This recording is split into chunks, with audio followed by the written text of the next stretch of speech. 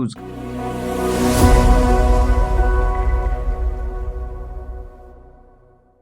Congratulation दोस्तों, आप सभी लोग बीटेक के 4th सेमेस्टर में आ चुके हो। यहाँ पर आपको different kind of mechanical core subject पढ़ने पड़ेंगे। तो उनमें से एक है ये अप्लाइड थर्मोडायनेमिक। इसका एक छोटा नाम भी है जो कि क्लासेस में अक्सर यूज होता है, तो डेट इज ATD। आप लोग कंफ्यूज मत होना, अगर कहीं पर ATD बोला जा रहा है तो डेट मीन्स वो यही वाला सब्जेक्ट है। और इस सब्जेक्ट का जो सब्जेक्ट कोड है डेट इज BME 401। और मैं आज आप सभी लोगों के लिए लेकर आ गया हूँ डेट इज यूनिट नंबर 1 का लेक्चर नंबर 1। ठीक है, तो आज से हम लोग ये सब्जेक्ट कंटिन्यू करने जा रहे हैं। अब जो लोग यहाँ पे पहली बार ज्वाइन हो रहे हो, यानी कि पहली बार मैं एक यूट्यूब चैनल पर आया हो, तो मैं उन लोगों को बता देता हूँ कि यहाँ पर आपको फ्री लेक्चर्स मिल जाते हैं सारे ही मैकेनिकल कोर सब्जेक्टेड के, एज वेल एज अगर इन लेक्चर्स की आपको PDF डाउनलोड करनी है तो वो आपको टेलीग्राम पे जाकर मिलेगी, और टेलीग्राम की जो लिंक है वो मैंने डिस्क्रिप्शन में लगा रखी है।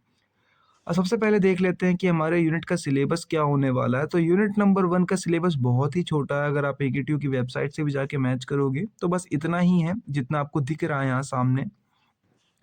पहला टॉपिक तो ये है कि introduction to air standard cycle, जिसके अंदर ऑटो है, डीजल है और ड्यूल है। और दूसरा है introduction to turbocharger and supercharger. Basically कुछ भी नहीं है, बहुत छोटी यूनिट है, बट हाँ इन छोटी यूनिट से बहुत सारे क्वेश्चन आते हैं जो बहुत ही आसान है, बट आपको इजीली समझ में आ जाएंगे। देन हम लोग कंटिन्यू करते हैं। अब देखो, ये अप्लाइड थर्मोडायनेमिक सब्जेक्ट नेम है, यूनिट नंबर 1 है और BME 401 मैंने जो है सब्जेक्ट कोड लिख रखा है, और पेज नंबर 1 अपनी सुविधा के लिए लिख रखा है। ठीक है, अब देखो कंटिन्यू करने जा रहे हैं हम लोग। यहाँ से सबसे पहला आपको पढ़ना है ऑटो, ड्यूल और डीजल। ये तीनों साइकिल आपकी इंपॉर्टेंट है, जो पेपर में पूछी जाएगी। ऑड के नाम से भी आप इनको शॉर्ट फॉर्म याद रख सकते हो। बेसिकली कभी कभार क्या होता है कि एयर स्टैंडर्ड साइकिल जो होती है 2 मार्क्स में पूछ ली जाती है, होती क्या है। लेकिन आपको ध्यान रखना है कि अगर आपको एयर स्टैंडर्ड साइकिल समझ में नहीं आएगी तो आपको ना ऑटो समझ में आएगी, ना ड्यूल, ना डीजल। बेसिकली वो होती क्या है, तीनों की तीनों साइकिल वो यही चीज बताती है कि वो एक एयर स्टैंडर्ड साइकिल होती है। तो एयर स्टैंडर्ड साइकिल होती क्या है, चलो फटाफट से देख लेते हैं हम लोग। तो एक एयर स्टैंडर्ड साइकिल क्या होती है, एक आइडियल थर्मोडायनेमिक साइकिल होती है जो कि यूज करी जाती है एनालाइज करने में आईसी इंजन के परफॉर्मेंस को बहुत ही आसान तरीके से। ठीक है, अगर आपको ये डेफिनेशन समझ में आ रही है तो वेल गुड, नहीं तो आप अपनी लैंग्वेज में भी बना के लिख सकते हो। मैंने तो बहुत ही आसान लैंग्वेज में लिखा है। ठीक है, अब देखो मैं आपको और डिटेल में बताऊं तो आईसी इंजन, इससे पहले कि आपने पढ़ा होगा, आईसी इंजन के अंदर 2 इंजन होते हैं, एक तो एसआई और दूसरा होता है सीआई। तो ये दोनों के दोनों इंजन की अगर आपको वर्किंग समझनी है, परफॉर्मेंस समझनी है, तो उसके लिए हम एयर स्टैंडर्ड साइकिल का यूज करते हैं। ठीक है, अब देखो इन साइकिल में होता क्या क्या है एयर स्टैंडर्ड साइकिल में। तो हम सबसे पहले एयर को हम वर्किंग फ्लूइड यूज करते हैं। ठीक है, वर्किंग फ्लूइड क्या होता है इन साइकिलों में, तो एयर ही होता है। दूसरा होता है कि जितने इंजन लॉसेस होते हैं उन सबको अब इग्नोर कर देते हैं, साइकिल बिल्कुल आइडियल होती है।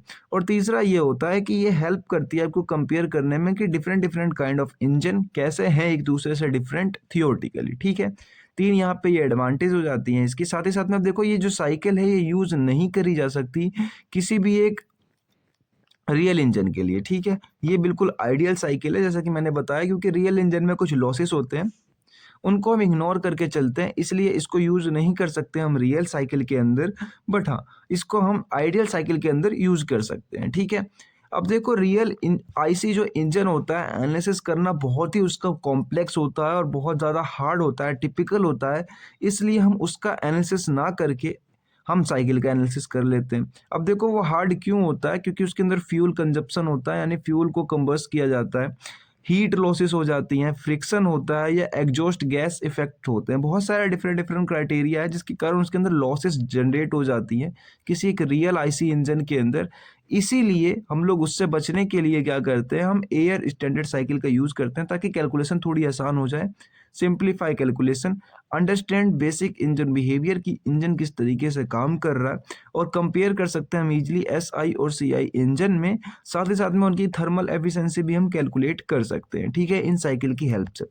अब देखो एयर स्टैंडर्ड साइकिल की अजम्पशंस क्या क्या है। AKTU के अंदर 2 मार्क्स में बहुत बार पूछा गया क्वेश्चन है, और आपको पढ़ भी लेना चाहिए क्योंकि इंपॉर्टेंट है, आगे आपके काम आएगा। अब तो देखो एयर स्टैंडर्ड साइकिल की कुछ अजम्पशंस है, यानी कि अगर आप उन साइकिल को पढ़ने जा रहे हो तो उनसे पहले ये कुछ पॉइंट्स हैं जो आपको ध्यान में रखने हैं। जैसे कि वर्किंग फ्लूइड जो होती है उसके अंदर हमेशा एयर ही यूज होगी, वर्किंग फ्लूइड। और जो एयर बिहेव करती है वो बिल्कुल आइडियल गैस के साथ करती है बिहेव, इसलिए हम एयर का यूज करते हैं।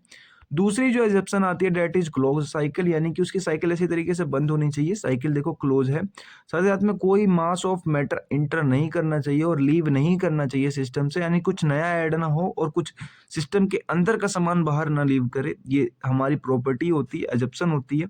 कंबशन प्रोसेस जो होती है हमारी, तो एक्चुअल कंबशन जो होती है वो प्रिपेयर्ड या करी जाए हीट एडिशन के दौरान में, ठीक है। और जो हीट ऐड करी जाती है वो एक्सटर्नल सोर्स से करी जाए, तो ये हमारी कुछ कंबशन की हो गई। Next one is exhaust process, यानी जो हमारी एग्जॉस्ट हो रही है वो रिप्लेस करी जाएगी हीट रिजेक्शन प्रोसेस में, और साथ ही साथ में जो हीट रिजेक्ट करी जाएगी वो सराउंडिंग में करी जाएगी, ठीक है। एंड देन लास्ट के 2 पॉइंट और है, डेट इज की रिवर्सिबल प्रोसेस, यानी सारी की सारी जो प्रोसेस है हमारी वो इनर्शियली रिवर्सिबल होनी चाहिए, और साथ ही साथ में यहाँ पे फ्रिक्शन और इरिवर्सिबिलिटी नहीं होनी चाहिए क्योंकि हमने लॉसेस कंसिडर नहीं किए। नेक्स्ट वन इसकी कांस्टेंट स्पीड स्पेसिफिक हीट्स होनी चाहिए, यानी कि जो आपकी स्पेसिफिक हीट्स है ना वो हमेशा कांस्टेंट रहनी चाहिए, यानी सीपी और सीबी। और ये दोनों के दोनों जो हैं हमारी पूरे सिस्टम के अंदर कांस्टेंट रहेंगे हर जगह पर, ठीक है। सीपी सीबी की वैल्यू चेंज नहीं होगी। एंड देन साथ में बात करूं कि जो आपकी एयर की प्रॉपर्टीज है वो हम हमेशा लेके चलते हैं रूम टेम्परेचर के ऊपर, ठीक है। कोई ज़्यादा प्रेशर टेम्परेचर नहीं लिया हमने, रूम टेम्परेचर लिया। यहाँ तक आई होप कि आपको समझ में आ गया होगा। अब हम नेक्स्ट टॉपिक के ऊपर चल रहे हैं, डेट इज हमारा type of air standard cycle. Basically air standard cycle 3 type के होते हैं, पहला ऑटो, दूसरा डीजल, तीसरा ड्यूल, ठीक है। हम तीनों ही पढ़ने वाले हैं क्योंकि तीनों अपने सिलेबस के अंदर भी हैं।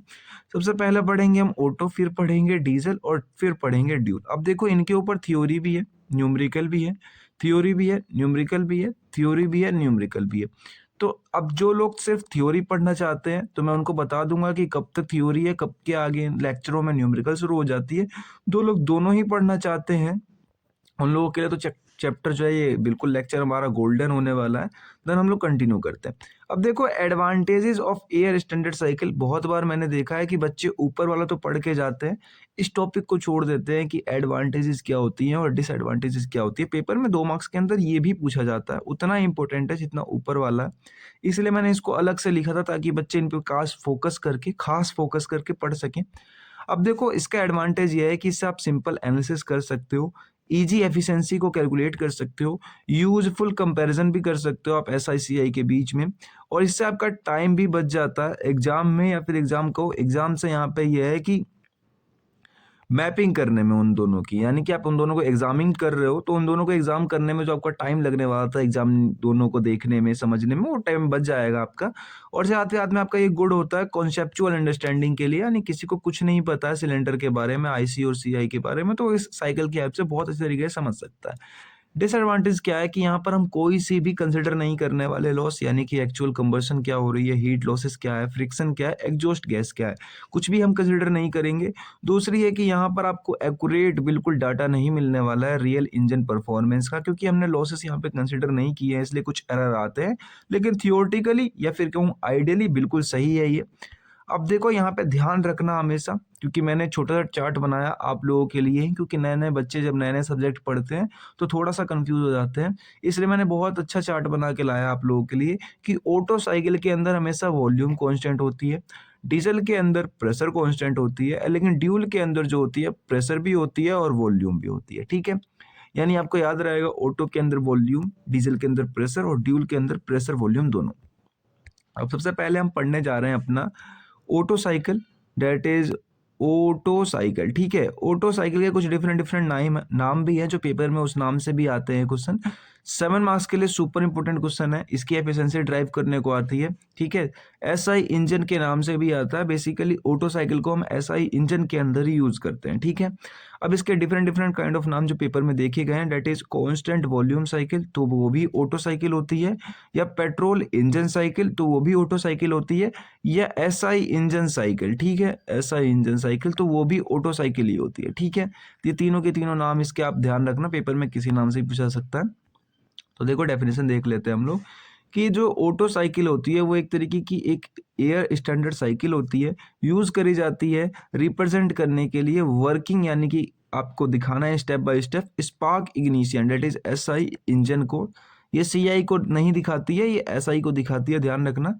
एसआई इंजन पे वर्क करती है। एसआई इंजन के जैसे कि पेट्रोल इंजन कह लो आप, जैसे कि समझने के लिए पेट्रोल इंजन की पूरी वर्किंग समझाने के लिए हम ऑटो साइकिल का यूज़ करते हैं।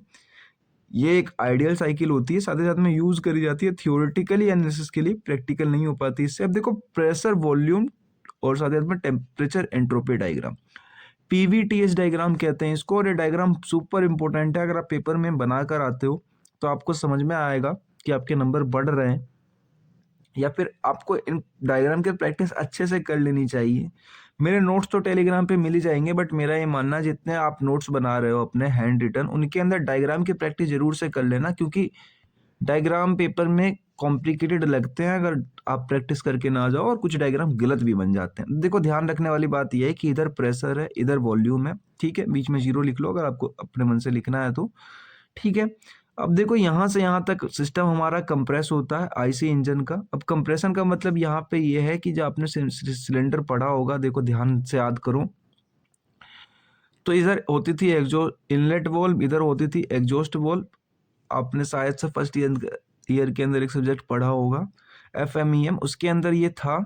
वैसे अगर नहीं भी पढ़ा तो कोई बात नहीं, यहाँ उतनी ज़रूरत नहीं है इसकी, बट एक बार आप लोग समझ लो कि कोई सिलेंडर है, इसका यहाँ पे एग्जॉस्ट वॉल्व है, यहाँ से इधर इनलेट वॉल्व है, इधर एग्जॉस्ट वॉल्व है। ये जो हमारा पीछे पिस्टन है, ऊपर यहाँ से लेके यहाँ तक आपको जो दिख रही है डेट इज वॉल्यूम है हमारी।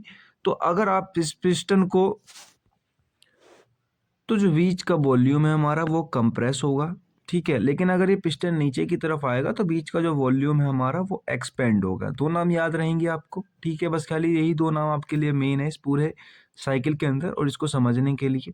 अब देखो यहाँ पर हमारा कंप्रेस हो रहा है, यानी कि जो हमारा सिलेंडर पिस्टन है वो ऊपर जा रहा है। दूसरा यहाँ पे हमारा हीट एडिशन हो रहा है, ठीक है, हीट को एडिट कर रहे हैं, यानी फ्यूल को बर्न कर रहे हैं हम लोग। और देन यहाँ से यहाँ तक हमारा कंबर्शन हो रहा है, यानी कंबर्शन कह रहा हूँ, एक्सपेंशन हो रहा है, यानी कि जो हमारा पिस्टन है वो नीचे की तरफ मूव कर रहा है। एंड देन साथ ही साथ में ये हमारी लास्ट में एग्जॉस्ट गैस बाहर निकल रही है, हीट बाहर निकल रही है, ठीक है। चार प्रोसेस ऐसे हो गए, नाम ध्यान रखना। 1 हमेशा यहाँ से शुरू करना, 2 यहाँ पे, 3 यहाँ पे, 4 यहाँ पे, क्योंकि अगर नाम चेंज कर दोगे तो साइकिल पूरी बदल जाएगी और नंबर नहीं मिलेंगे आप लोगों को। दूसरा केस ये है, इसमें कुछ नहीं है, यहाँ से यहाँ तक में आपकी एंट्रोपी कांस्टेंट रही, इसलिए यहाँ पे 1 से 2 में हमारी एंट्रोपी सेम थी। इसको कहते हैं कंप्रेशन प्रोसेस। ये वाली आपकी हीट एडिशन प्रोसेस हो जाएगी, जिसमें टेम्परेचर देखो शुरुआत में इतना था, टेम्परेचर ऐसे मेजर नहीं करते, ऐसे तो एंट्रोपी करते हैं। टेम्परेचर शुरुआत में इतना था, बाद में इतना हो गया, यानी कि आपको इतना गैप देखने को मिला क्योंकि यहाँ पर हमने फ्यूल ऐड किया था, ठीक है। सिमिलरली बात करूँ मैं आगे, तो ये कंप्रेशन एक्सपेंशन का प्रोसेस, एंड देन यहाँ से यहाँ तक आपका दोबारा से ये हो जाता है हीट रिजेक्शन प्रोसेस, जहाँ पर देखो आपकी हीट पहले इतनी थी, बाद में रिजेक्ट होकर इतनी हो गई, यानी कम हो गई, ठीक है। तो टीएस डायग्राम आई होप कि आपको और पीवी डायग्राम समझ में आ गया होगा। देन हम लोग आगे चलते हैं। अब जो उन प्रोसेस को आपने देखा, 4 डिफरेंट काइंड ऑफ प्रोसेस, उनके कुछ कुछ नाम भी हैं, मैं नाम समझाते हुए ही चलता हूँ आपको, साथ ही साथ में नाम उतने टिपिकल भी नहीं है, अगर आप ध्यान से देखोगे तो समझ में आ जाएगा।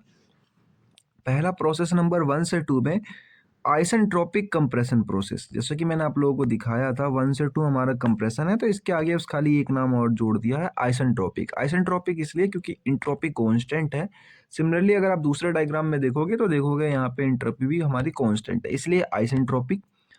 अब थर्मोडायनेमिक आप लोगों ने नहीं पढ़ी है, मैं मान के चल रहा हूँ, इसलिए यहाँ पर सब कुछ ही बताऊंगा आप लोगों को, एज इट इज बताने वाला हूँ, एक्यूरेट बताने वाला हूँ।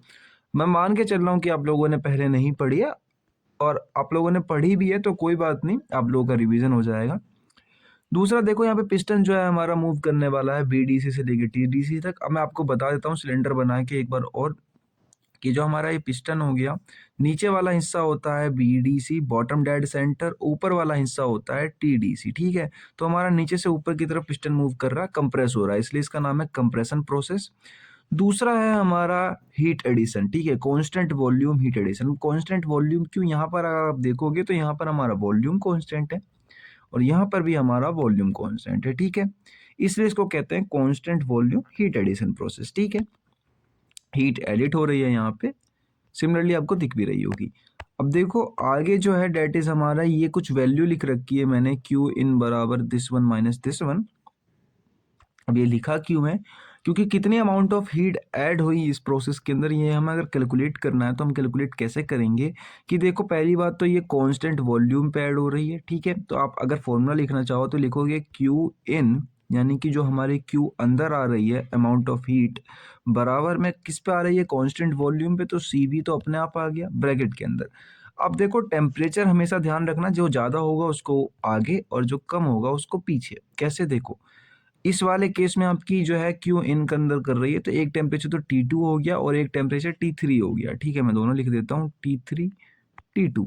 तो T3 ज़्यादा है तो उसको आगे लिखा जाएगा, यानी फॉर्मूले में T3 आगे होगा माइनस का T2। T2 पीछे क्यों होगा, क्योंकि T2 वैल्यू हमारी कम है, ठीक है। तो यही फॉर्मूला हो जाता है हमारा हीट एडिशन का, कि इतनी अमाउंट ऑफ हीट हमारी ऐड हुई, ठीक है। आगे चलते हैं। तो ये फॉर्मूला अब आई होप कि आपको समझ में आ गया होगा। इक्वेशन नंबर मानना चाहो तो मानो, नहीं मानना चाहो तो मत मानो, मैंने 1 माना है, आपके ऊपर है। प्रोसेस नंबर 3 से 4 में है आइसेंट्रोपिक एक्सपेंशन प्रोसेस, क्योंकि यहाँ पे एक्सपेंड हो रहा है हमारा जो पिस्टन है वो टीडीसी से लेके बीडीसी की तरफ जा रहा है, यानी ऊपर से नीचे की तरफ आ रहा है, ठीक है। और तो यही ग्राफ में दिखाया भी आइसेंट्रोपिक अगेन इसीलिए क्योंकि यहाँ पे एंट्रोपी कांस्टेंट है और साथ ही साथ में ये एक्सपेंड हो रहा है, आपको दिख रहा होगा, ठीक है। इसकी वॉल्यूम भी अगर देखोगे तो पहले वॉल्यूम कम थी, बाद में वॉल्यूम बढ़ गई, इस तरफ वैल्यू बढ़ेगी वॉल्यूम की, तो ये एक्सपेंड हो रहा है यहाँ पे, ठीक है। अब देन आगे चलते हैं हम लोग 4 से 1 वाले में। 4 प्रोसेस है, बहुत ही आसान नाम है, कोई टिपिकल नाम नहीं है कि जो कंफ्यूज करे आपको, अगर आप समझते हुए चलोगे तो देखो 4 से 1 में क्या है कि कांस्टेंट वॉल्यूम हीट रिजेक्शन, यानी कांस्टेंट वॉल्यूम तो है, यानी सी भी तो आएगा। अगर आप देखोगे भी तो यहाँ देखो वॉल्यूम कांस्टेंट है, सी भी बाहर निकल रहा है, कोई हमारी हीट बाहर निकल रही है, सी भी आ गया। अब देखो टेम्परेचर T4 आगे क्यों रखा, T1 पीछे क्यों रखा, तो यहाँ पर आप देखोगे तो ये रहा T4, ये रहा T1, कौन सा बड़ा है, T4 बड़ा है, ये T1 बड़ा है, तो T4 बड़ा है, तो T4 बड़ा है तो उसको आगे रखेंगे, T1 को पीछे रखेंगे, ठीक है। डायग्राम की हाल से आप समझ सकते हो, लेकिन डायग्राम आप पेपर में अच्छा बनाना, जब भी आपको समझ में आएगा, और वैल्यू सारी सही रखना, जहाँ पे 1 लिखा है वहीं पे 1 लिखना, ठीक है। ये हमारी हो गई हीट रिमूव्ड, यानी कि इतनी अमाउंट ऑफ हीट हमने रिजेक्ट कर दी, ठीक है। अब देखो वर्क डन का एक बहुत ही अच्छा फॉर्मूला होता है, इससे पहले भी आप लोगों ने थर्मोडायनेमिक के अंदर पढ़ा होगा, नहीं पढ़ा मैं समझा देता हूँ। वर्क डन बराबर होता है इनपुट माइनस आउटपुट, ठीक है। ध्यान रखना हमेशा कि वर्क डन बराबर होता है इनपुट माइनस आउटपुट, कितना आपने इनपुट लिया और कितना आउटपुट निकाल दिया।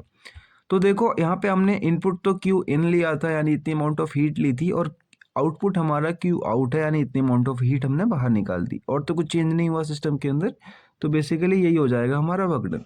तो हमने क्यू इन इतना लिया था, अभी थोड़ी देर पहले निकाला हम लोगों ने। क्यू इन को कुछ किताबों में Q1 से भी रिप्रेजेंट करते हैं और क्यू आउट को Q2 से, तो कंफ्यूज मत होना, इन दोनों की नाम भी लिख दी मैंने साथ में। और Q2 की वैल्यू ये रही हमारी, ये दोनों वैल्यू हमने थोड़ी देर पहले ही निकाली थी। अब इन दोनों वैल्यू को उठा के इस वाले इक्वेशन में पुट कर देना है, बस कुछ नहीं करना, इस वाले इक्वेशन में पुट कर देना। तो वर्क डन बराबर हो जाएगी CV T3 minus T2 minus CV T4 minus T1। अब जो मैं कराने जा रहा हूँ डेट इज 7 मार्क्स के लिए इंपॉर्टेंट है, ये डेरिवेशन आता है, यहाँ तक लिखने के बाद हमारा डेरिवेशन यहाँ से शुरू हो जाता है, ठीक है। अब देखो एफिशिएंसी बराबर क्या होता है, ध्यान रखना, work done divide by heat supply, ठीक है। ध्यान रहेगा आपको, एफिशिएंसी बराबर क्या होता है, work done divide by Q in, ठीक है। पेपर में अगर क्वेश्चन आता है तो आप इससे भी सॉल्व कर सकते हो, अगर न्यूमेरिकल में आपको वर्क डन और क्यू इन की वैल्यू मिली हुई है। तो वर्क डन अभी अभी आपने निकाला और क्यू इन की वैल्यू ये रही, इन दोनों वैल्यू को हम उठा के यहाँ पे रख देंगे इक्वेशन नंबर 4, 1 और 5 से। तो ये तो हो जाएगी हमारी वर्क डन की वैल्यू, और नीचे वाली जो है डेट इज हो जाएगी हमारी हीट इन की वैल्यू, ठीक है। एक बार इसके डिवाइड में ये जाएगा, एक बार इसके डिवाइड में ये जाएगा, तो जब इसके डिवाइड में गया तो इससे पूरा कट गया, सीबी से सीबी कट गया दूसरे वाले केस में, यानी यहाँ सीबी यहाँ सीबी, तो सीबी से सीबी कट गया, ठीक है। तो आप कैलकुलेट करोगे तो इतना बचकर आने वाला है, डेट इज हमारी थर्मल एफिशिएंसी। लेकिन अभी हमें जो है ये गामा के टर्म में चाहिए, सीपी सीबी के टर्म में चाहिए, तो इसको थोड़ा सा और कैलकुलेट करना पड़ेगा। इसको इक्वेशन नंबर 6 मान लेते हैं। अब देखो दो रेशियो होते हैं, हमेशा ध्यान रखना, एक होता है कंप्रेशन रेशियो, दूसरा होता है एक्सपेंशन रेशियो, ठीक है। ये दोनों बहुत ही ज्यादा क्रिटिकल होते हैं इसके डेरिवेशन को सॉल्व करते समय। तो देखो कंप्रेशन रेशियो क्या होता है, जब आप इसको कंप्रेस कर रहे हो तो आपका जो V1 है डिवाइड बाय V2, आपने डायग्राम देखा होगा इस तरीके से हमारा कुछ डायग्राम था, यहाँ पे कांस्टेंट था, यहाँ पे कांस्टेंट था, ये ग्राफ एक ऐसे जा रहा था, एक ऐसे जा रहा था, तो एक बार तो ये कंप्रेशन था और एक बार एक्सपेंशन था। यहाँ पे V1, यहाँ पे V2, यहाँ पे V3 और यहाँ पे V4। तो इसके और इसके यानी V1 और V2 इन दोनों के बीच में अगर आपको कोई रिलेशन निकालना है तो आप वो कंप्रेशन के थ्रू निकाल सकते हो, ठीक है। तो वही रिलेशन है हमारा ये कि V1 अपॉन में V2 बराबर होता है हमारा कंप्रेशन रेशियो R के, ठीक है। किसके बराबर होता है? R के बराबर होता है, छोटे वाले R के। तो यहाँ से हमें एक फॉर्मूला मिलता है कि T2 बाय T1 बराबर होता है V1 बाय V2 की पावर गामा माइनस 1 के, ठीक है। अब आपको ये तो ध्यान रखना पड़ेगा पेपर के अंदर जब डेरिवेशन सॉल्व कर रहे हो आगे, आपको ये वैल्यू आपकी बहुत इंपॉर्टेंट है। मैं यूं कहूं कि अगर आपको ये चीज़ याद नहीं तो आपको डेरिवेशन में कुछ भी नहीं आने वाला, तो ये सबसे ज़्यादा क्रूशियल है, इसको ध्यान में रखना। आगे चलते हैं हम लोग। तो अब आपने थोड़ी देर पहले ही देखा कि V1 V2 की वैल्यू क्या होती है, ये बराबर होती है R के। सिमिलरली ये R के बराबर पावर एज इट इज उतार दी हम लोगों ने, पावर उतार दी। तो अब जो है ये बराबर हो गया इसके, यहाँ से आप T2 की वैल्यू चाहो तो निकाल सकते हो क्योंकि T1 मल्टीप्लाई में चल जाएगा उधर। तो एज इट इज यही किया है मैंने, T1 चला गया मल्टीप्लाई में उधर और ये आ गई हमारी T2 की वैल्यू, जिसको इक्वेशन नंबर मान लिया मैंने 7। इक्वेशन आप अपने हिसाब से मान सकते हो, आपके ऊपर है, ठीक है। नेक्स्ट चलते हैं हम लोग। आप एक्सपेंशन रेशियो जैसे कि मैंने बताया था आप लोगों को, एक्सपेंशन रेशियो में B4 ऊपर होता है, B3 नीचे होता है। अब देखो आपको थोड़ा दिमाग में ये भी आया होगा कि इनमें दोनों की जो वैल्यू है डेट इज R ही क्यों है, इसकी भी R थी, इसकी भी R थी। अगर आपको नहीं समझ में आ रहा या पहली बार समझने की कोशिश कर रहे हो तो मैं बहुत आसान तरीका बता रहा हूँ दोनों के बीच में, कि देखो दोनों के लिए अलग अलग होती है। देखो कंप्रेशन के लिए होती है RC और एक्सपेंशन के लिए होती है RE। लेकिन हम थियोरेटिकल पढ़ रहे हैं, इसलिए हम दोनों की वैल्यू को R मान के चलते हैं। याद रखना दोनों अलग अलग होती है, लेकिन मैंने पहले बताया था साइकिल के अंदर हम कोई लॉस नहीं मानते, कुछ नहीं मानते, इसलिए दोनों की वैल्यू को हम R ही मान लेते हैं। बट दोनों हल होती अलग अलग है, ठीक है, इसलिए वैल्यू हम R मान लेते हैं। अब देखो V4 बाय V3, ठीक है, ध्यान रहेगा आप लोगों को V4 बाय V3। अब देखो यहाँ पे भी एक ये फॉर्मूला निकल कर आता है। अब इसको लिखने का एक मेथड है कि देखो अगर T3 ऊपर चला गया, T4 नीचे आ गया, तो अब V4 ऊपर आएगा, यानी V4 ऊपर जाएगा, V3 नीचे आएगा। सिमिलरली इस केस में भी था, देखोगे अगर आप लोग तो T2 ऊपर गया, T1 नीचे आया। अगर ये इधर T1 नीचे है तो इधर V1 ऊपर होगा और इधर V2 नीचे होगा, ठीक है, याद रखना। इस फॉर्मूले से आपको पेपर में कंफ्यूजन नहीं होगी कि कौन सी टर्म कौन सी किधर ऊपर रखनी है, ठीक है। तो ये एक मेथड था याद करने का। आगे चलते हैं। T3 बाय T4 इसकी वैल्यू हमने गार रख दी और यहाँ से T3 की वैल्यू निकाल ली, ठीक है। तो हमें दो वैल्यू मिल चुकी है, एक तो T3 की वैल्यू मिल गई है, थोड़ी देर पहले हमने T2 की वैल्यू निकाली थी। तो T3 और T2 की वैल्यू इस इक्वेशन में रख देंगे हम लाके, थोड़ी देर पहले हमने जो निकाली थी। तो ऊपर वाला तो एज इट इज रहेगा, ऊपर वाला एज इट इज रहा। T3 की वैल्यू ये रही T4 R की पावर गामा माइनस 1 जो अभी हमने निकाली, और T2 की वैल्यू ये रही T1 R की पावर गामा माइनस 1। अब यहाँ पर आप देखोगे तो R की पावर गामा माइनस 1 दोनों ही टर्म के अंदर कॉमन है, हम कॉमन निकाल लेते हैं, इन दोनों को बाहर की तरफ कॉमन निकाल लेंगे। तो देखो हमने बाहर की तरफ अगर इन दोनों को कॉमन निकाल लिया तो अंदर बचेगा T4 माइनस का T1 जो कि बच गया, ऊपर वाला एज इट इज माइनस का 1, इधर उधर सब कुछ एज इट इज, ठीक है, इधर उधर में कोई हमारी कोई छेड़खानी नहीं हुई है। अब अगर आप ध्यान से देखोगे तो ये नीचे वाली टर्म पूरी की पूरी ऊपर टर्म से मैच हो गई, कट गई, ठीक है। तो हमारा बचेगा कितना, बचेगी इतनी वैल्यू की ऑटो एफिशिएंसी जो आ रही है ऑटो साइकिल की, डेट इज 1 माइनस का 1 डिवाइड बाय R की पावर गामा माइनस 1, ठीक है। अब ध्यान रखना यहाँ पर R की वैल्यू क्या क्या है, R की वैल्यू V1 बाय V2 है और साथ ही साथ में V4 बाय V3 है, ठीक है, क्योंकि हमने माना था इसलिए लास्ट में लिख दिया मैंने। तो यही जो होता है पेपर में प्रूफ करने को आता है 7 मार्क्स के अंदर। इतनी टिपिकल जो है हमारी डेरिवेशन भी नहीं थी इसकी, और 7 मार्क्स के लिए बहुत ज़्यादा इंपॉर्टेंट है। बहुत बार पूछी गई है कि ड्राइव करो एफिशिएंसी क्या होती है ऑटो साइकिल की, सुपर इंपॉर्टेंट फॉर 7 मार्क्स। अब देखो इतना तो आपने जो है प्रूफ कर दिया। अब इसके आगे कभी कभार न्यूमेरिकल की बात करूं तो मैं मीन इफेक्टिव प्रेशर पूछ लिया जाता है।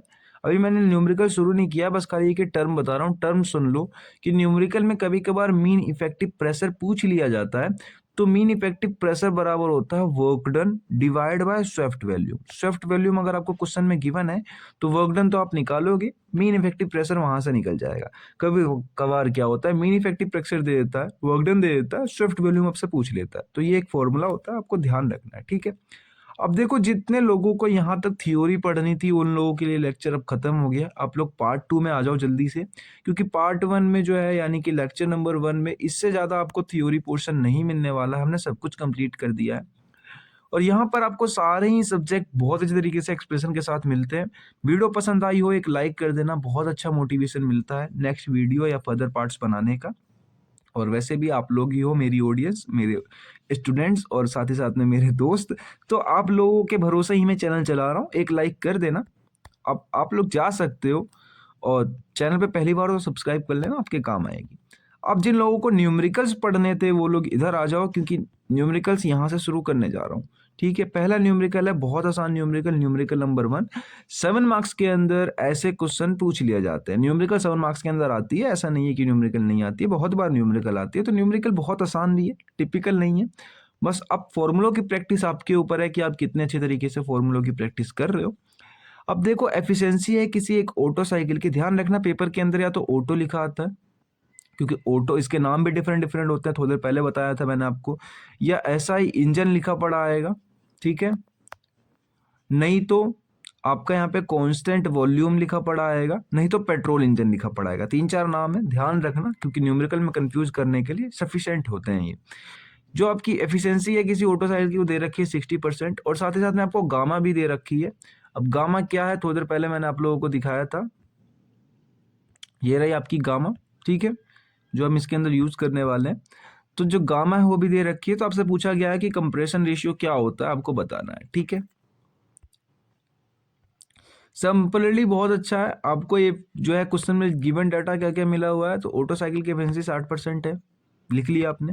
गामा की वैल्यू इतनी मिली हुई है, और आपसे पूछ रहा है आर, जो आर जो होता है हमारा इतने इतने इतने के बराबर होता है, यानी कि V1/V2 V4/V3 के बराबर होता है। ये वैसे अगर आप क्वेश्चन में ना भी लिखो तो भी चल जाएगा, ठीक है, क्योंकि मैंने लिख दिया, आपको ध्यान रहे कि आर किसके किसके बराबर होता है। यहाँ उनकी जरूरत नहीं पड़ेगी, इनको आर को कंप्रेशन रेशियो कहते हैं हम लोग। आगे चलते हैं। अब ये फॉर्मूला आपको मैंने कहा था एफिशिएंसी का, ध्यान रखना। एफिशिएंसी आपको पता है, अब देखो 60% में है, परसेंट को हटाने के लिए आपको 100 से डिवाइड करना पड़ेगा, ध्यान रखना हमेशा, ठीक है। पेपर में परसेंट में आती है तो 100 से डिवाइड कर देना, तो मैंने कर दिया। 1 एज इट इज आ गया, इसकी जो वैल्यू है यहाँ पे एज इट इज आ जाएगी, लेकिन गामा की वैल्यू हमें क्वेश्चन में गिवन थी 1.5, ठीक है, तो वो मैंने रख दी।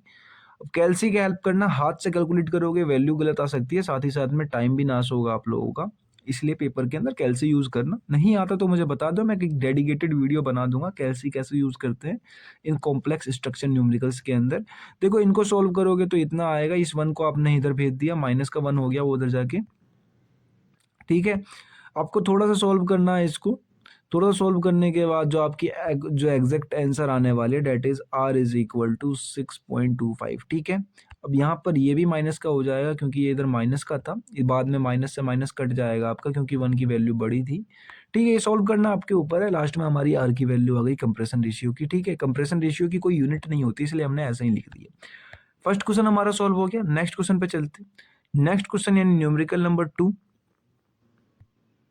न्यूमेरिकल नंबर 2 देखो, एक आइडियल ऑटो साइकिल है, यानी फिर हमारी कोई ऑटो साइकिल है जिसके अंदर देखो 800 किलो जूल पर केजी क्या है, ट्रांसफर करी जा रही है एयर, ठीक है। अब किलो जूल पर केजी मतलब ये अमाउंट ऑफ क्या है, अमाउंट ऑफ क्या है, मास नहीं है एयर की। देखो, किलो जूल हम मेजर करते हैं हीट को, ठीक है, हीट को मेजर करते हैं, ये हमारी हीट इंटर कर रही है, ठीक है। अब कैसे पता चलेगा, आगे आप क्वेश्चन पढ़ोगे तो भी आपको दिख जाएगा। देखो कि इतने अमाउंट ऑफ हीट ट्रांसफर करी जा रही है air due to constant volume के दौरान हीट एडिशन प्रोसेस में, ठीक है। यानी हीट एडिशन प्रोसेस में हीट हमने एडिट कराई। अब देखो, इतनी अमाउंट ऑफ हीट रिमूव करी जा रही है कांस्टेंट वॉल्यूम से हीट रिजेक्शन प्रोसेस में, ठीक है। इतनी तो हमने हीट रिमूव कर दी, इतनी हीट हमने ऐड कर दी। तो जो थर्मल एफिशिएंसी है वो आपको बतानी है इस पूरे के पूरे क्वेश्चन की, ठीक है, इस पूरे के पूरे साइकिल की, इस पूरे के पूरे प्रोसेस की। बहुत आसान है, जो पहले डाटा लिखा दिया हुआ है उसे लिख लो कि हीट एडिशन हमारी इतनी हुई, देखो दे रखी है, हीट रिजेक्शन हमारी इतनी हुई।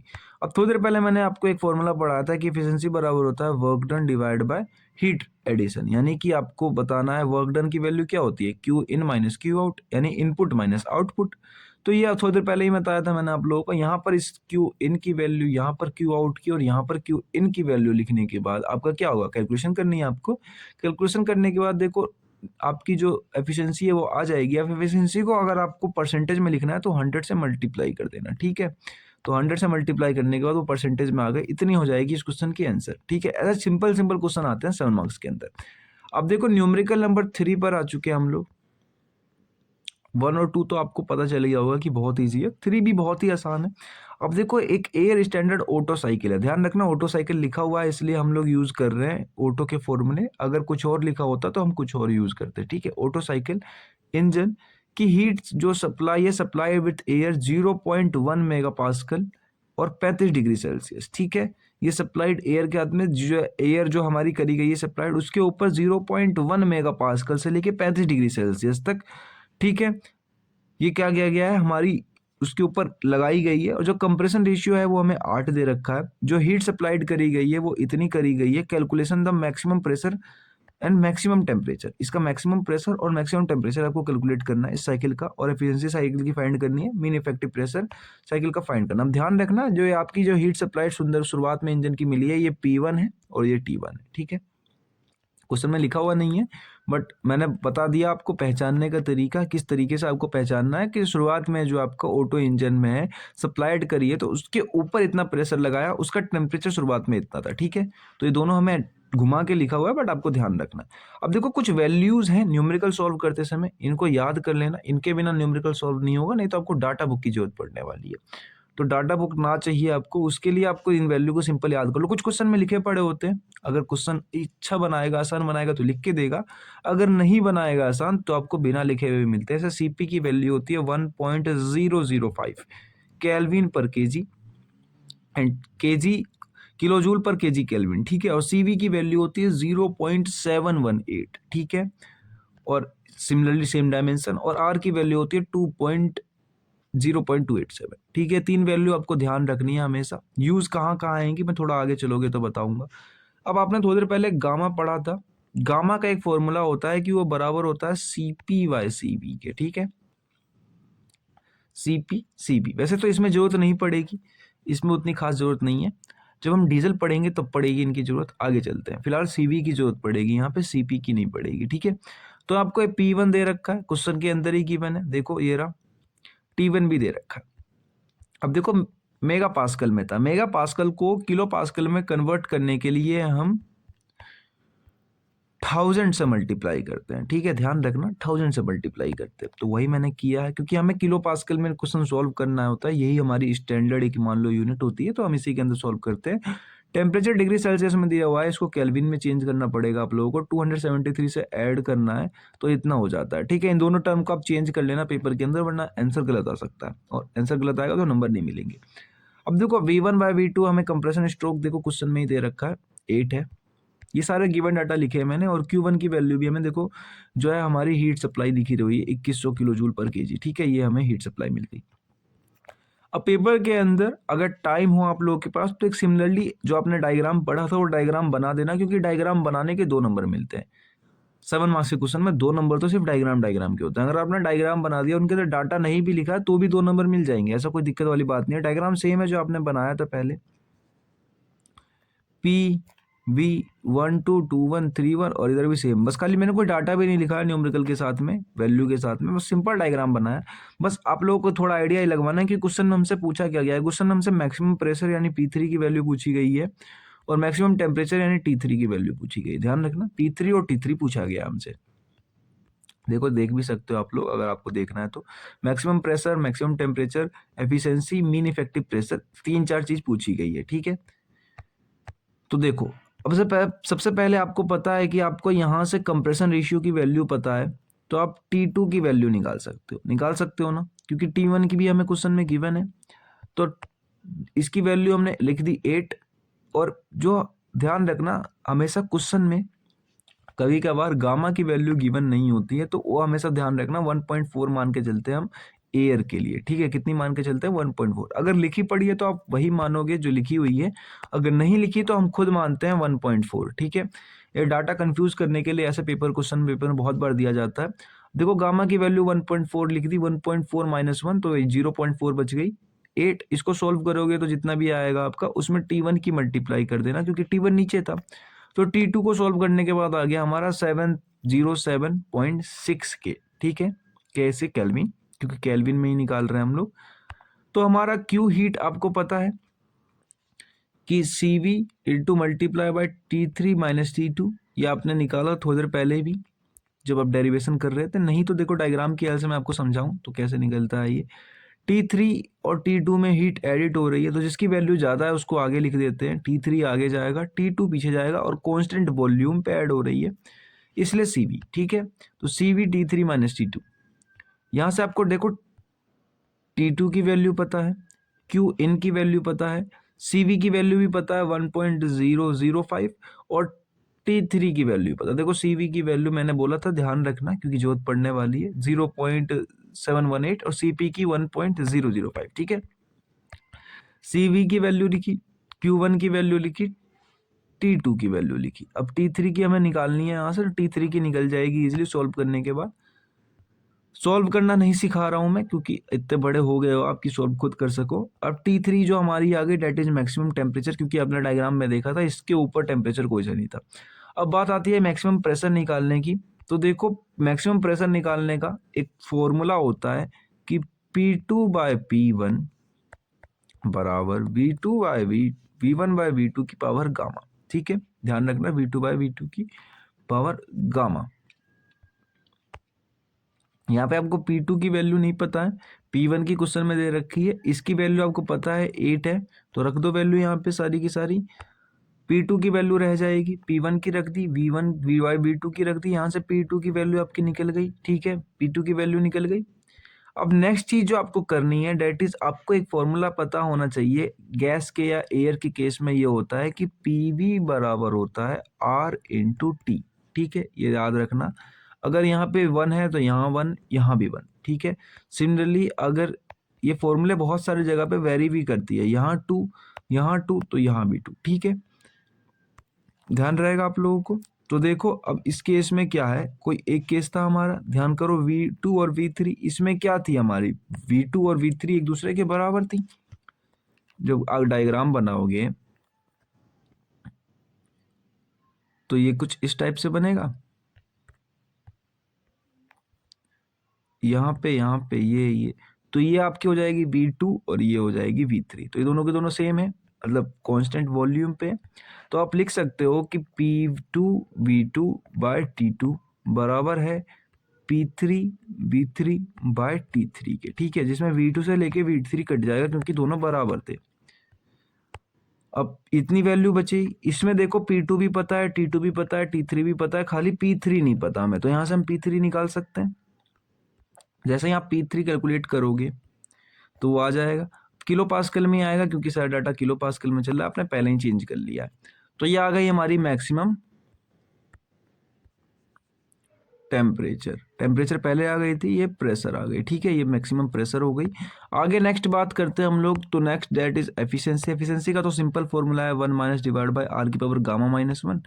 यहाँ पर गामा की वैल्यू भी पता है आपको, आर की वैल्यू भी पता, दोनों पुटअप करी एफिशिएंसी आ गई। इसको सिंपली आप 100 से मल्टीप्लाई कर दोगे तो आपका निकल कर आ जाएगा क्या, एफिशिएंसी परसेंटेज में। अब देखो आगे बात करता हूँ, आपको एक फॉर्मूला पता है ना कि एफिशिएंसी बराबर होता है work done divide by heat input, ये होता है आपको पता है। तो यहाँ से अगर आप चाहो तो आप वर्क डन निकाल सकते हो क्योंकि आपको एफिशिएंसी भी पता चल गई, ये रही, और हीट इनपुट भी आपको क्वेश्चन में गिवन है, ठीक है। तो आप इससे पता कर सकते हो किसके वर्क डन को, तो वर्क डन की वैल्यू ये लिखी, एफिशिएंसी ये रही, ये रही, तो वर्क डन की वैल्यू निकाल दी आपने, ये रही, ठीक है, ये सारा कुछ आपने निकाल लिया। अब देखो स्वेप्ट वॉल्यूम का मैंने फॉर्मूला ये बताया था आपको मीन इफेक्टिव प्रेशर का, कि मीन इफेक्टिव जो प्रेशर होता है वो बराबर होता है work done divide bye swept volume, यानी वर्क डन तो आपको पता चल गया, बचा स्वेप्ट वॉल्यूम। स्वेप्ट वॉल्यूम आपको और निकालना है बस खाली, ठीक है। तो स्वेप्ट वॉल्यूम निकालते कैसे, तो स्वेप्ट वॉल्यूम निकालने के लिए पीवी, मैंने बताया था ना PV is equal to R T, तो P1 B1 T1। तो R की वैल्यू आपको हमेशा रखनी है 0.287। M यहाँ पे 1 मान के चल रहे हैं क्योंकि एक अमाउंट ऑफ मास इंटर कर रहा है, एक अमाउंट ऑफ मास निकल रहा है, क्योंकि थियोरटिकल हम यूज कर रहे हैं। तो देखो यहाँ से हम R की वैल्यू रख लेते हैं, T1 की वैल्यू रख लेते हैं, V1 की वैल्यू रख लेते हैं, P1 की वैल्यू रख लेते हैं, सॉरी, क्योंकि V1 की तो हमें निकालनी है। तो V1 की वैल्यू निकल कर आ जाती है ये रही, ठीक है। अब V1 बाय V2 जो हमें पता है, हमें क्वेश्चन में गिवन है, वहां से हम V2 की वैल्यू निकाल लेते हैं, ठीक है। बहुत आसान है, V1 की वैल्यू यहाँ रखी, V2 की वैल्यू निकल गई। तो आपको V1 की वैल्यू पता चल गई, V2 की वैल्यू चल गई पता। अब स्विफ्ट वॉल्यूम क्या होता है हमारा, स्विफ्ट वॉल्यूम बराबर होता है V1 माइनस V2। तो आपने V1 की वैल्यू रखी, V2 की वैल्यू रखी, तो यहाँ से आपको स्विफ्ट वॉल्यूम आ गया। मीन इफेक्टिव प्रेशर बराबर होता है work done divide bye Swift volume. तो यहाँ से आप mean effective pressure, work done की वैल्यू रख के, स्विफ्ट वॉल्यूम की वैल्यू रख के मीन इफेक्टिव प्रेशर भी निकाल सकते हो। देखो सबसे बड़ा क्वेश्चन था ये, इससे बड़ा क्वेश्चन कोई सा नहीं होता है। इसके अंदर आपसे सारा ही डाटा पूछ लिया गया था, और 7 मार्क्स के अंदर सबसे ज्यादा इसी टाइप के, इसी कैटेगरी के क्वेश्चन पूछे जाते हैं। तो प्रैक्टिस कर लेना। एक क्वेश्चन मैंने प्रैक्टिस के लिए दिया भी है आप लोगों के लिए, सेम ही क्वेश्चन है, कुछ ज्यादा चेंज नहीं है इसके अंदर। कि देखो एक 4 स्ट्रोक ऐसा इंजन, इसके अंदर कहीं नहीं लिखा ऑटो साइकिल के बारे में, इसमें से ऐसा इंजन लिखा हुआ है। तो ऐसा इंजन आप लोगों को ध्यान रखना है, ऐसा इंजन के नाम से भी आता है। हैज कंप्रेशन रेशियो 6, यानी उसका कंप्रेशन रेशियो यानी आर जो आपको 6 दे रखा है। स्विफ्ट वॉल्यूम आपको पहले ही क्वेश्चन में गिवन है, यानी V1 माइनस ऑफ V2 आपको गिवन है, that is 0.15 metre cube. Pressure and temperature of the beginning, शुरुआत के, ऑफ द कंप्रेशन से पहले के आपको दे रखे हैं, P1 T1 आपको दे रखी है। इसको आप लोग चेंज नहीं करोगे क्योंकि किलो पास्कल में है, इसको चेंज कर लेना केल्विन में, ठीक है। आगे चलते हैं। Determine the maximum temperature and pressure आपको डिटरमाइन करनी है, मैक्सिमम टेम्परेचर, और हीट सप्लाइड आपको दे रखी है इतनी, इसको भी चेंज नहीं करना है, सही दे रखी है, ठीक है। तो यहाँ पर आपको ऑल्सो फाइंड क्या क्या करना है, देखोगे तो work done, efficiency and mean effective pressure. इसमें आपको एक खाली फायदा होगा इस क्वेश्चन में, बस खाली सॉल्व करने से। इसमें आपको एक चीज नहीं निकालनी पड़ेगी, जो मैंने लास्ट में जाके स्विफ्ट वॉल्यूम निकाली थी आपकी, कैसे, P1 V1 बराबर RT1 से, है ना। यहाँ से हमने V1 की वैल्यू निकाली थी, फिर वहां से जाके V1 बाय V2 से हमने V2 की वैल्यू निकाली, फिर V1 माइनस V2 किया, तब जाके हमारी स्विफ्ट वॉल्यूम आई। इस बार खुद ही क्वेश्चन में हमें गिवन है, तो ये आपको फायदा हो जाएगा इस क्वेश्चन को सोल्व करने में, कि स्विफ्ट वॉल्यूम नहीं निकालना पड़ेगा, बाद बाकी पूरा क्वेश्चन उसी की तरह होगा। तो इसको सॉल्व करके इसका जो आंसर है वो कमेंट में बता देना। मैं देखना चाहता हूँ कि आप में से कितने बच्चों ने सॉल्व कर पा रहे हो और कितने बच्चे नहीं कर पा रहे हो, तो मुझे कमेंट में बता देना। अब देखो मैंने सारी वैल्यू भी लिख दी है, जो आपको ध्यान रखनी है कि CP की वैल्यू इतनी, CV की इतनी, R की इतनी और गामा की इतनी। तो जो आंसर है वो कमेंट बॉक्स में बता देना, और इतनी वैल्यू को ध्यान रखो क्योंकि क्वेश्चन में नहीं मिलती है ये गिवन, ये आपको ध्यान रखनी पड़ेगी, ठीक है। अब देखो इतना आपको समझ में आ गया, पेपर के अंदर इतने तक तो क्वेश्चन आते हैं, इसके अलावा एक कैटेगरी का और क्वेश्चन आता है। ये क्वेश्चन आपका थोड़ा सा प्रैक्टिकल टाइप बेस क्वेश्चन होता है। कैसे, देखो इन क्वेश्चनों में थोड़ा सा चेंज कर देते हैं, इन क्वेश्चनों में घुमा के कुछ वैल्यू दे देते हैं। अब देखो जब मैं पढ़ाता हूँ तो बिल्कुल मन लगा के पढ़ाता हूँ, तब मैं एक भी टॉपिक नहीं छोड़ता हूँ जो पेपर में पूछा जा सकता है और मैंने छोड़ दिया हो, ऐसा कुछ भी नहीं है। तो मैं यहाँ डिटेल में ही पढ़ाने वाला हूँ, आप एक एक टॉपिक डिटेल में पढ़ोगे तो ये टॉपिक भी बहुत इंपॉर्टेंट है। देखो कैसे, अभी तक आपने पढ़ा है कि जो सिलेंडर है डेट इज सिलेंडर, और ये इसके ऊपर जगह बंद हो गई और इसके नीचे जगह बंद हो गई। इसका जो पिस्टन है वो ऊपर नीचे मूव करेगा, कंप्रेशन सक्शन होगा, ठीक है, कंप्रेशन होगा और एक्सपेंशन होगा। इसके ऊपर थोड़ी सी जगह खाली होती है वॉल्व को खुलने और बंद होने के लिए, ठीक है, वॉल्व को खुलने और बंद होने के लिए, उसको कहते हैं हम BC, क्लियरेंस वॉल्यूम, ठीक है। लेकिन ध्यान रखना, जो इसकी बीच की जगह होती है जहां पे पिस्टन मूव करता है, ठीक है, ये होती है हमारी स्विफ्ट वॉल्यूम, ठीक है। इसी को दूसरा नाम होता है स्ट्रोक वॉल्यूम, इसका दूसरा नाम होता है स्ट्रोक वॉल्यूम, इसी को कहते हैं स्विफ्ट वॉल्यूम, ठीक है। तो अब 3-4 नाम याद हो गए आपको, बस इन्हीं नाम से पेपर में कंफ्यूज करता है। अब डायग्राम जो अभी तक आपने पढ़ा वो डायग्राम में थोड़ा चेंज हो जाता है, देखो किस तरीके से, यहाँ से यहाँ तक आपको पता है ये कंप्रेशन है, ये एक्सपेंशन है, ये हीट एडिशन, ये हीट रिजेक्शन। लेकिन आपको ये पता है, ध्यान रखना, कि यहाँ से यहाँ तक की जो वॉल्यूम है डेट इज क्लियरेंस वॉल्यूम यानी VC, और यहां से यहां तक की जो वॉल्यूम है डेट इज VS यानी स्विफ्ट वॉल्यूम भी कह लो इसको। तो हम स्विफ्ट वॉल्यूम सिर्फ इतनी निकालते थे, ठीक है, लेकिन जो V1 होती है वो पूरी की पूरी होती है और V2 सिर्फ इतनी होती है, ठीक है। तो जब हम V1 बाय V2 निकालते हैं तो हम एक्चुअली में क्या कर रहे होते हैं, stroke volume plus clearance volume, इन दोनों को प्लस करके सिर्फ क्लियरेंस वॉल्यूम से डिवाइड कर देते हैं, ठीक है। आई होप कि आप लोगों को उतना टिपिकल ना लग रहा हो ये, बट मैं बहुत ही आसान तरीके से समझाने की कोशिश कर रहा हूँ। अगर इसके ऊपर एक आधा न्यूमेरिकल आप सॉल्व कर लोगे तो आपको समझ में आ जाएगा। बहुत ही आसान कॉन्सेप्ट है। न्यूमेरिकल नंबर 4, ठीक है। देखो न्यूमेरिकल नंबर 4 में क्या हमें एक डिटरमाइन करनी है cylinder of a petrol engine. Petrol engine लिखा पड़ा, देखो ऑटो साइकिल नहीं लिखा हुआ है। आपको सिलेंडर जो है डायमीटर दे रखा है, आपको diameter of a cylinder of A petrol engine that is 140 mm और स्ट्रोक लेंथ दे रखी है 200 mm, ठीक है। कंप्रेशन रेशियो दे रखा है 5.5। कैलकुलेट करना है आपको clearance volume of the cylinder यानी VC की वैल्यू आपको फाइंड करनी है, जो अभी मैंने आपको दिखाई थोड़ी देर पहले। इफ द इंडिकेटेड थर्मल जो है आपकी एफिशिएंसी जो है इंजन की होती दे रखी है thermal efficiency, indicated thermal efficiency, total thermal efficiency नहीं, इंडिकेटेड। इंडिकेटेड नया वर्ड है, ठीक है, ध्यान रखना। इंडिकेटेड थर्मल एफिशिएंसी दे रखी है हमें। कैलकुलेट करनी है हमें एयर स्टैंडर्ड एफिशिएंसी, साथ ही साथ में रिलेटिव एफिशिएंसी, ठीक है। 3 तरीके की नए नए एफिशिएंसी देखने को मिले हैं, जिसमें से अब तक जो आपने पढ़ा है वो सिर्फ यही वाली एफिशिएंसी थी, एयर स्टैंडर्ड एफिशिएंसी। 2 एफिशिएंसी नई आई है यहाँ पे, एयर रिलेटिव वाली और साथ ही साथ में इंडिकेटेड थर्मल एफिशिएंसी, ठीक है। इन एफिशिएंसी का भी डिटेल से स्ट्रक्चर देखेंगे, क्वेश्चन इस टाइप से भी पूछे जाते हैं। तो देखो ध्यान रखना हमेशा कि जो हमें क्वेश्चन में डायमीटर गिवन है सिलेंडर का, डेट इज हमारा अंदर का, इसको एक और नाम भी होता है बोर। सिलेंडर का डायमीटर ना लिख के सिर्फ बोर लिख देता है क्वेश्चन में, तो बोर का भी मतलब यही होता है। तो वो हमें दे रखा है D बराबर 140, उसको हम सेंटीमीटर में चेंज कर लेंगे तो हम क्या करते हैं, डिवाइड कर देते हैं 10 से इसको, ठीक है। मैं mm से आप सेंटीमीटर में चेंज करोगे तो यही करोगे, 4 सेंटीमीटर हो जाएगा। और सिमिलरली ये L जो हमें लेंथ स्ट्रोक दे रखी है ये 20 है, सेंटीमीटर हो जाएगी, चेंज कर लोगे आप लोग। कंप्रेशन रेशियो 5.5 दे रखा है क्वेश्चन के अंदर, VC पूछ रहा है, थर्मल एफिशिएंसी पूछ रहा है और रिलेटिव एफिशिएंसी पूछ रहा है। ये आपको गिवन डाटा इस तरीके से बना दोगे तो बहुत बढ़िया। नेक्स्ट हम चलते हैं। देखो अब यहाँ पे कुछ फॉर्मूले हैं, ये फॉर्मूले बिल्कुल नए आए हैं। बेसिकली 2 ही फॉर्मूले आपको देखने को नए मिलेंगे कि आपका जो स्वेफ्ट वॉल्यूम होता है ना, अभी थोड़ी देर पहले आपने पढ़ा था स्वेफ्ट वॉल्यूम, वो बराबर होता है V1 माइनस V2 के। ये तो आप पढ़ते हुए आ रहे हो, स्वेफ्ट वॉल्यूम बराबर होता है हमारा V1 माइनस V2 के। लेकिन स्वेफ्ट वॉल्यूम को निकालने का एक और मेथड भी होता है, एक और फॉर्मूला भी होता है, वो ये होता है कि π/4। अगर आपको उसका सिर्फ बोर पता है और स्ट्रोक लेंथ पता है तो इंटू मल्टीप्लाई बाय डी का स्क्वायर, डी वही है हमारा diameter, multiply by L, L वही है हमारा लेंथ स्ट्रोक, ठीक है। तो यहाँ से भी आप निकाल सकते हो स्वेफ्ट वॉल्यूम यानी कि स्ट्रोक वॉल्यूम को। तो इतना आ गया, हमें डी भी पता था, हमें एल भी पता था, सॉल्व करने के बाद ये आ गया हमारा स्ट्रोक वॉल्यूम या फिर स्वेफ्ट वॉल्यूम, ठीक है। अब देखो कंप्रेशन रेशियो हमें क्वेश्चन में गिवन है V1/V2। मैंने थोड़ी देर पहले ही बताया था आपको, देखो डायग्राम में भी आओगे तो ये पूरा का पूरा V1 होता है, यानी VS और VC दोनों को प्लस कर दो तो V1 आ जाता है। तो यही फॉर्मूले में लिखा हुआ है कि VC प्लस VS और V2 सिर्फ VC होता है, ठीक है। तो यहाँ पर आप लिख सकते हो कि VS plus VC divide by VC। अब इनकी सारी वैल्यू पता है, VC तो आपको पता नहीं है, यहाँ क्वेश्चन में आपको गिवन नहीं है, ठीक है। VC गिवन नहीं है, VS अभी आपने निकाला, V1/V2 का रेशियो पता है आपको 5.5। तो क्या आप यहाँ से VS निकाल सकते हो? तो क्या आप लोग यहाँ से VS निकाल सकते हो? देखो VS की वैल्यू तो ये रही, क्योंकि VS तो निकालनी नहीं है आप लोगों को। रही बात VC की, क्या आप VC भी निकाल सकते हो? हाँ, VC भी निकाल सकते हो। कैसे? तो देखो VS की वैल्यू आपको पता थी, कंप्रेशन रेशियो आपको पता है, VC सिर्फ इतना बचेगा, इस VC को इधर मल्टीप्लाई में भेजो, बचा हुआ जो BC हो जाएगा इस BC को इधर भेजो तो वो माइनस हो जाएगा उस BC से।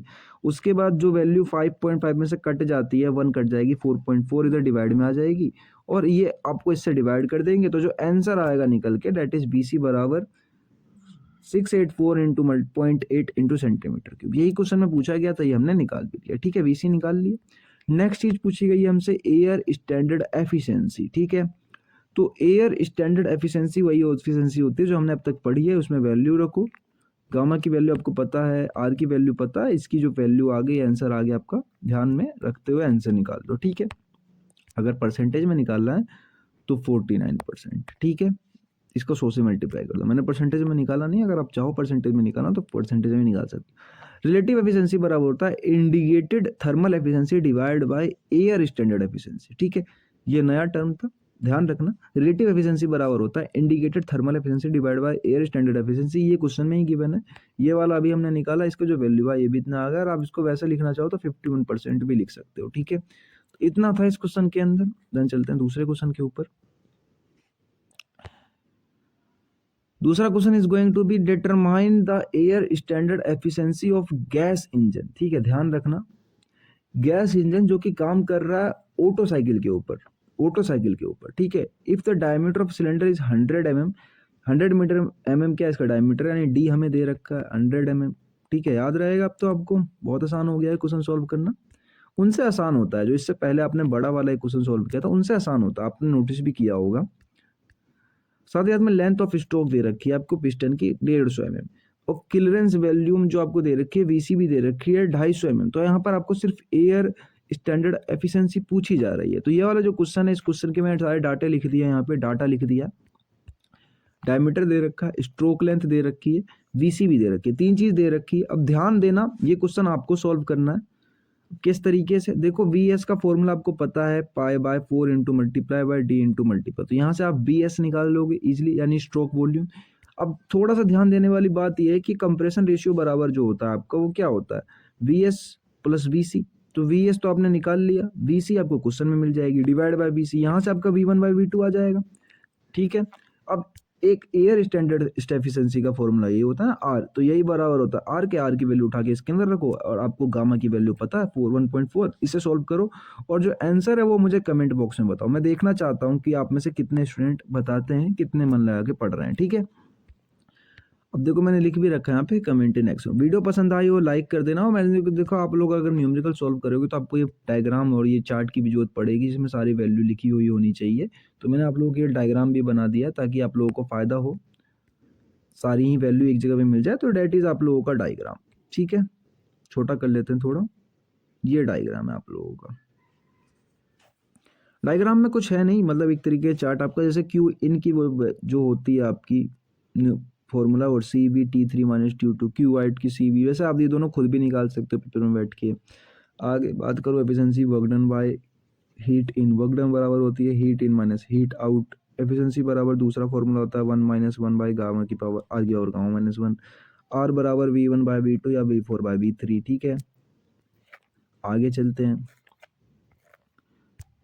गामा बराबर होता है CP बाय CV। CP की वैल्यू आपको याद रखनी है, CV की वैल्यू याद रखनी है, R की वैल्यू याद रखनी है, गामा की वैल्यू याद रखनी है। चारों वैल्यू मैंने लिख दी। आगे चलते हैं। B1 बराबर होता है VS plus VC। V1 bye V2 बराबर हो जाएगा VS प्लस VC। ठीक है, डिवाइड बाय VC। आगे बात करें तो VS की वैल्यू होती है pi by 4 into multiply D multiply by L. ये फॉर्मूला आपको ध्यान रखना है। PV1 is equal to MRT1, जहाँ पे M की वैल्यू हमेशा 1 लेना, वरना कंफ्यूजन हो जाएगा। दूसरा होता है P2 D2 divide by P3 V3। ठीक है, तो ये सारे फॉर्मूला आपके काम आएंगे। Next one is going to be, अब देखो यहाँ पे एक गलती हो गई है, P2 ऊपर लिखना, P1 नीचे लिखना। ठीक है, फॉर्मूला लिखते समय मुझे कंफ्यूजन हो गई थी, तो मैंने P1 ऊपर लिख दिया। तो ध्यान रखना फॉर्मूले के अंदर जो है आपको, मैं रुको यहाँ पे इसे गायब भी कर देता हूँ पूरे अच्छे तरीके से, खुद ही लिख देता हूँ यहाँ वाला एक फॉर्मूला। अगर आप नोट्स से ले रहे हो, जाके पढ़ रहे हो, तब दिक्कत हो जाएगी। नोट्स पे मैंने नहीं लिख पाऊंगा, क्योंकि नोट्स आपको ही ध्यान रखना, ऊपर P2 लिखना, नीचे P1 लिखना। P2 बाय P1 बराबर V1 बाय V2। ठीक है, पावर गामा, और T2 बाय T1 की बराबर V1 बाय V2 की पावर गामा। वीडियो पसंद आई हो लाइक कर देना, बहुत मेहनत लगी है। नेक्स्ट लेक्चर अगर आपको चाहिए, नेक्स्ट पार्ट चाहिए, तो कमेंट कर देना कि नेक्स्ट लेक्चर बना दो भैया। और अगर कुछ डाउट रह गया हो, कुछ समझ में ना आया हो, तो आप कमेंट करके वो भी पूछ सकते हो। ठीक है, तो मैं आप लोगों को मिलता हूँ नेक्स्ट लेक्चर के अंदर। तब तक के लिए bye bye and keep learning.